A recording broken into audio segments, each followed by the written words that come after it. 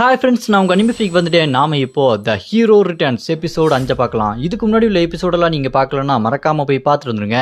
டிஸ்கிரிப்ஷனில் லிங்க் கொடுத்துருக்கேன். சரி வாங்க நம்ம இந்த எபிசோடுக்குள்ளே போகலாம். அதுக்கு முன்னாடி போன எபிசோட் கடைசியில் நம்ம ஹீரோ அந்த கிராமத்தில் இருக்க மார்க்ஸ் எல்லாத்தையுமே போட்டு தள்ளிட்டு இருக்கும்போது ப்ளூ ஃபயர் பேர்டு வந்து அட்டாக் பண்ணும். நம்ம ஹீரோ அதோட பவரையை காப்பி பண்ணி அதையே பயங்கரமாக அட்டாக் பண்ணி அதை போட்டு தள்ளி நம்ம ஹீரோவும் மயங்கிடுவான். அதோட போன எபிசோடு முடிஞ்சிருக்கும். வாங்க நம்ம இந்த எபிசோடில் என்ன நடக்குதுன்னு பார்க்கலாம். இந்த எபிசோடு ஸ்டார்டிங்கில் அந்த குட்டி பொண்ணு நம்ம ஹீரோ பார்த்து அண்ணா அப்படின்னு சொல்லிட்டு கத்தும்போது நம்ம ஹீரோ அப்படியே மயக்கத்திலிருந்து எவா யாரா இதுன்னு கூப்பிட்டது அப்படின்னு சொல்லிட்டு பதறி அடிச்சு எழுந்திருப்பான். அப்போ சுற்றி அந்த ஊர் மக்களாக நின்றுருப்பாங்க. நம்ம ஹீரோ என்ன நடந்தது, அந்த பறவை செத்து போச்சா அப்படின்னு சொல்லிட்டு கேட்டோன்னே முன்னாடி இருக்க அந்த குட்டி பொண்ணு கதறி அழுதுட்டு இருப்பா. அப்போ அந்த பொண்ணு உங்களுக்கு ஒன்னாலேயே நீங்கள் உயிரோட தான் இருக்கீங்க, அந்த நெருப்பு பட்டு நீங்கள் செத்து போயிட்டீங்கன்னு நினச்சிங்க அப்படின்னு சொல்லிட்டு அவள் அழுதுட்டு இருக்கும் போது அப்போ அங்கே இருக்க அந்த 2 பேர் ஏங்க நீங்கள் பயங்கரமாக சண்டை போட்டீங்க, அந்த ப்ளூ கலர் நெருப்பு பறவை இருக்கு பாருங்க, அதை நாங்கள் அப்படியே சுட்டு சாப்பிட்டோம், அந்த கறி நல்லா இருந்துச்சு, இன்னும் நிறைய கறி இருக்கு, கொஞ்ச நாளைக்கு போகும், மக்களுக்கெல்லாம் ஒன்றும் பிரச்சனை இல்லை, சாப்பாட்டுக்கெல்லாம் ஒன்றும் பிரச்சனை இல்லை, ஆனால் நீங்கள் தான் எங்களோட உண்மையான ஹீரோ தெரியுமா அப்படின்னு சொல்லிட்டு நம்ம ஹீரோவை பாராட்டிக்கிட்டே இருப்பானுங்க. அப்போ அந்த குட்டி பொண்ணு நம்ம ஹீரோவை கட்டி பிடிச்சி நீங்கள் இங்கே இருந்துருங்க, இங்கே போகாதீங்க அப்படின்னு சொல்லிட்டு பாசத்தை காட்டிகிட்டு இருக்கோம். அப்போ ஸ்க்ரீன் பாப்பி உங்களோட இந்த 10வது ஃப்ளோரில் இருக்க டாஸ்க்கு முடிஞ்சிருச்சு, நீங்கள் இந்த 10வது ஃப்ளோரை முடிச்சிட்டீங்க அப்படின்னு வரும்.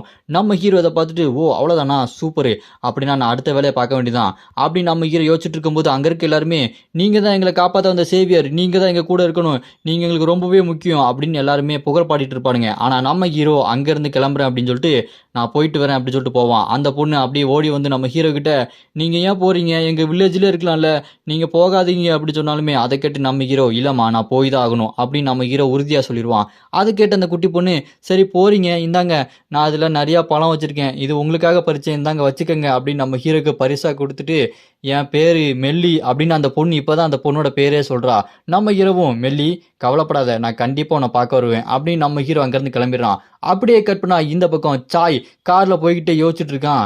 அவன் எங்கே இருக்கான், எனக்கே உடம்புலாம் பதட்டமாக இருக்குது அப்படின்னு யோசிச்சுட்டு இருக்கும்போது பக்கத்தில் பார்த்தா அந்த கில்டு மாஸ்டர் தம்பி என்ன பதட்டமாக இருக்கியா அப்படின்னு சொல்லும்போது நான் ஒன்றும் பதட்டமாக இல்லையே அப்படின்னு சொல்லிட்டு சமாளிச்சுட்டு இருப்பான். அப்போ அந்த கில்டு மாஸ்டர் இங்கே சாய் கிட்ட அந்த இந்த புதுசாக ஒருத்தன் வந்தானே கிம்சோவா, அவன் 10வது ஃப்ளோருக்கு போயிட்டான் அப்படின்னு சொல்லிட்டு கேள்விப்பட்டேன், சீக்கிரம் அவனை ஃப்ரெண்டு பிடிச்சி நம்மளோட கில்லில் அவனை சேர்த்துரு, அதுதான் அவனோட ஃபர்ஸ்ட் டாஸ்க்கு, நீ அப்படியே அவனை நம்மளோட கில்லில் சேர்த்த அப்படின்னா உன்னை நான் ஃப்ரீயாக விட்டுருவேன், நீ இதுக்கப்புறம் சுதந்திரமாக இருக்கலாம், உன்னை நான் கண்ட்ரோலே பண்ண மாட்டேன், அதுக்கு நீ தேவையானதெல்லாம் என்ன பண்ணணும்னா அந்த கிம்சோவை என்னோட கில்லில் சேரணும், அது மட்டும்தான் அவனோட டாஸ்க் அப்படின்னு சொன்னோன்னே அதை கேட்டவன் அப்படின்னா நான் அதை பண்ணா என்னை ஃப்ரீயாக விட்டுருவானா அப்படின்னு அந்த சாய் மனசில் யோசிச்சுட்டு இருப்பான். அப்படின்னா அந்த கில்டு மாஸ்டர் சரியான ரவுடியாக இருப்பான் போல இருக்கு. அப்படியே கேட் பண்ணா ஹண்டர் ரேங்கிங் சர்டிஃபிகேஷன் அத்தாரிட்டி பில்டிங்க்கு முன்னாடி சாய் வந்து இறங்குறான். அந்த கில்டு மாஸ்டர் சாய் கிட்ட தம்பி நீ ரேங்க் நல்ல ரேங்காக வாங்கணும், அப்கிரேட் ஆகணும், அது மட்டும் இல்லாமல் கிம்சோ இங்கே வந்தானா அவனை முதல்ல பார்த்து ஃப்ரெண்டு பிடிக்கிட்டா அப்படின்னு சொல்லிட்டு இவனை போட்டு பாடாப்படுத்திட்டு இருக்கான். இதை கேட்டு அவன் செம்ம கடுப்பான் அவன் மனசுக்குள்ளே. ஆனால் வெளியே சிரிச்சுக்கிட்டே கண்டிப்பாக நீங்கள் சொன்னதை செய்கிறேன் அப்படின்னு சொல்லிட்டு அப்படியே சமாளிச்சுட்டே போவான். அப்படி அவன் உள்ளே போயிட்டே இருக்கும்போது பின்னாடி நம்ம ஹீரோ வந்திருப்பான். ஏன்னா இப்போ இந்த ஹண்டர் ரேங்கிங் சர்டிஃபிகேஷனுக்கு நிறைய பேர் வந்திருக்காங்க. இங்கே வந்திருக்க நம்ம ஹீரோ நான் வந்துட்டேனா, இப்போ ரேங்கிங் எக்ஸாம் நடக்க போகுது, இதை கவர்மெண்ட்டே எடுத்து நடத்துகிறாங்க, இப்போ நான் எந்த அளவுக்கு ரேங்காக இருப்பேன், ஒரு ரேங்காக இருப்போன்னு என்னவோ தெரியல அப்படின்னு நம்ம ஹீரோ அங்கே ரிசப்ஷனில் எங்கே போகணும் அப்படின்னு கேட்டுட்டு நம்ம ஹீரோ அங்கே போய் உட்காருவான். அங்கே நம்ம ஹீரோ மாதிரியே நிறைய ஹண்டர்ஸ் ரேங்கிங்காக வந்திருப்பானுங்க. அங்கே முன்னாடி ஒருத்தன் அவன் ரேங்கிங்காக டெஸ்ட் எடுத்துட்டு இருப்பான். அங்கே ரிசல்ட்டை வந்த உடனே கடுப்பாயி அங்கே டெஸ்ட் எடுக்கணும் பிடிச்சிட்டு என்னடா நான் டி ரேங்கா, நான் இன்னும் அதிகமாக இருக்கணும்டா, இந்த ரிசல்ட்டை மாற்று அப்படின்னு சொல்லிட்டு அவன்கிட்ட சண்டை போட்டுட்டு இருக்கும்போது அந்த பக்கம் சாய் வந்து அவன் கையை பிடிச்சி மடக்கி அப்படி தரையோட சேர்த்து அப்படி நசுக்கி உன் கையை உடஞ்சி பிச்சு எரிஞ்சிட்டு அப்படின்னா நீ டி ரேங்காக இருக்கிறதுக்கு லாய்க்கே இல்லாமல் போயிடுவேன். ஆமாம் உன் கையில் விலை மதிப்பு மிக்க ஒரு ஆர்டிஃபேக்ட் இருக்குது அப்படின்னா நீ ஒரு பணக்கார வீட்டு பையனாக தான்டா இருக்கணும். இப்போ உன் கையை நான் பிச்சு எரிஞ்சிட்டேன்னா ஒரு கை இல்லாத டி ரேங்கா நீ இருக்க முடியுமா, அண்டரா உன்னால் வேலை செய்ய முடியுமா அப்படின்னு சொல்லிட்டு மிரட்டினோன்னே நான் யாரும் தெரியுமாடா அப்படின்னு சொல்லிட்டு அவன் கோவப்பட்டு கத்திட்டு இருப்பான். படார்னு சாய் அவன் கையை விட்டுட்டு போயிடுவான். படான்னு 2 பாடி கார்டு வந்து சார் வாங்க சார் நாங்கள் உங்களை இங்கே கூட்டு போகிறோம் அப்படின்னு சொல்லிட்டு அவனை அங்கேருந்து கூட்டு போவானுங்க. அந்நேரம் நம்ம ஹீரோ நான் உன்னை டவரில் பார்த்தேன்ல, நம்ம இதுக்கு முன்னாடி மீட் பண்ணியிருக்கோம் அப்படின்னு சொல்லிட்டு நம்ம ஹீரோவை சாய் கிட்ட வந்து பேசுவான். நம்ம ஹீரோவை பார்த்த சாய் நீயா, நான் உன்னை ஸ்டோரில் பார்த்தனே நிறையா பொருளை வாங்கிட்டு இருந்தேன், சரி என் கூட வந்து சண்டை போடுன்னு கேட்டேன், நீ தான் வரமாட்டேன்னு சொல்லிட்ட அப்படின்னு நம்ம ஹீரோவை வெறும் அந்த மந்திர பொருளை வாங்கினதை வச்சு மட்டுமே கெஸ் பண்ணிட்டு இருப்பான் இந்த சாய். அப்புறமா டெஸ்ட் எடுக்க ஆரம்பிப்பாங்க.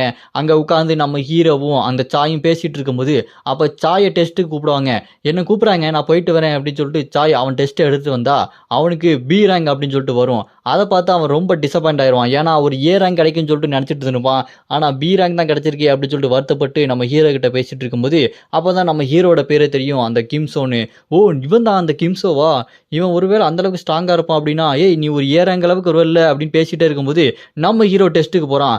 நம்ம ஹீரோ டெஸ்ட்டுக்கு போகும்போது அங்கே இருக்கவங்க கிம்சு வாங்க அப்படின்னு சொன்னோன்னே, அப்படின்னா இவன் தான் அந்த கிம்சுவா, ஃபர்ஸ்ட் ரேங்க்ல இருக்கிறவன், இவன் பயங்கரமான ஆளாக இருக்க போகிறான் அப்படின்னு சொல்லிட்டு நம்ம ஹீரோவை பார்த்து சாய் வாயை பொழந்துட்டு இருப்பான். அப்படியே கட் பண்ணா நம்ம ஹீரோ அந்த டெஸ்ட் எல்லாம் முடிச்சுட்டு அந்த பில்டிங் விட்டு வெளியே வரும்போது, ச்சே நான் என்னமோ பெருசா எதிர்பார்த்தனே, என்ன சப்புன்னு போயிருச்சு அப்படின்னு நம்ம ஹீரோ யோசிச்சு பார்ப்பான். என்ன நடந்ததுன்னு பார்த்தா அப்படியே கட் பண்ணா ஃப்ளாஷ்பேக்கு. அந்த ஃப்ளாஷ்பேக்கில் நம்ம ஹீரோ ரேங்கிங் டெஸ்ட் எடுக்கும்போது அங்கே மானா அள்ளுது. நம்ம ஹீரோட பவர்னால அந்த பில்டிங்கே கதி கலங்கி போகுது. அதை பார்த்த சாய், இவனோட மானா பவர் வெறித்தனமாக இருக்குது அப்படின்னா இவனோட ரேங்கிங் எந்த மாதிரி இருக்கும் அப்படின்னு சொல்லிட்டு அவனும் ஓவர் பில்டப்பு. அப்போ டக்குன்னு நம்ம ஹீரோக்கு அந்த ரேங்க் என்னன்னு சொல்கிறாங்க. நம்ம ஹீரோ ஜஸ்ட் சி ரேங்க் அப்படின்னு சொல்கிறாங்க. அதை கேட்ட சாய்க்கு, என்னது சி ரேங்கா?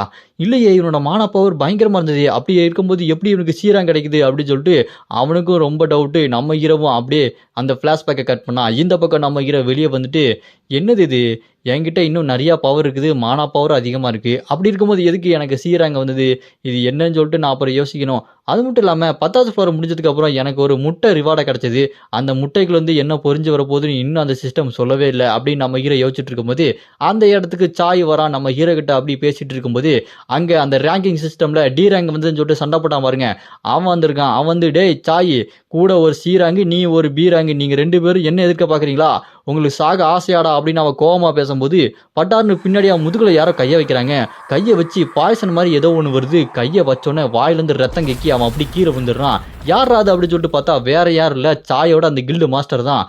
அவங்க வந்து, பசங்களா நான் அவங்ககிட்ட பார்க்கணுன்னு வந்தேன், அது கிம்சோ தானே? சாய், உன் ஃப்ரெண்டு கிட்ட என்ன அறிமுகப்படுத்த மாட்டியா? நான் தான் ஆரஸ் கில்டு மாஸ்டர், என்னோட பேர் யாங் டாங், நான் உன்னை பார்க்கணுன்னு ரொம்ப நாள் நினச்சிட்டு இருந்தேன். ஆமாம், உன் பேர் என்ன அப்படின்னு கேட்டோன்னே அதுக்கு நம்ம ஹீரோ என் பேருன்னு சொல்ல வரும்போது அங்கே பின்னாடி நின்றுட்டு சாய், பேரை சொல்லாத அப்படின்னு சொல்லிட்டு செய்ய காமிச்சிட்டு இருப்பான். ஆனால் நம்ம ஹீரோ சும்மா கெத்தா, என்னோட பேர் கிம்சோ அப்படின்னு கெத்தா சொல்லிடுவான். சொன்ன உடனே அதை கேட்டு அந்த கில்டு மாஸ்டர், ஓ உன் பேர் தான் அந்த கிம்சோவா, டவர்லேயே ஃபஸ்ட்டு ரேங்காக இருந்தியே, நீ செம மாசுன்னு கேள்விப்பட்டேன் அப்படின்னு பேசிகிட்டே இருக்கும்போது பின்னாடி இருக்க சாய் அந்த கில்டு மாஸ்டர் கிட்ட, இங்கே பாருங்க அவன் வெறும் சி ரேங்க் தான், அவன் அந்தளவுக்கு இது இல்லை அப்படின்னு சொல்லிட்டு இருக்கும்போது அதை கேட்ட அந்த கில்டு மாஸ்டர் கடுப்பாயி, டேய் உன்னை நான் அமைதியாக இருக்க சொன்னேன், குறுக்க பேசவே கூடாது அப்படின்னு முறைச்சி சொல்லிட்டு இந்த பக்கம் நம்ம ஹீரோ கிட்ட அவனோட அந்த ஹண்டர் லைசன்ஸ் கார்டை தாயேன் அப்படின்னு சொல்லிட்டு கேட்டு வாங்கி பார்ப்பான். வாங்கி பார்த்ததுக்கப்புறம் அதுலேயும் சி ரேங்க் ஹண்டர்னு சொல்லிட்டு போட்டிருக்கோம். அதை பார்த்துட்டு அவனுக்கு டிசப்பாயின்மெண்ட் ஆயிரும்.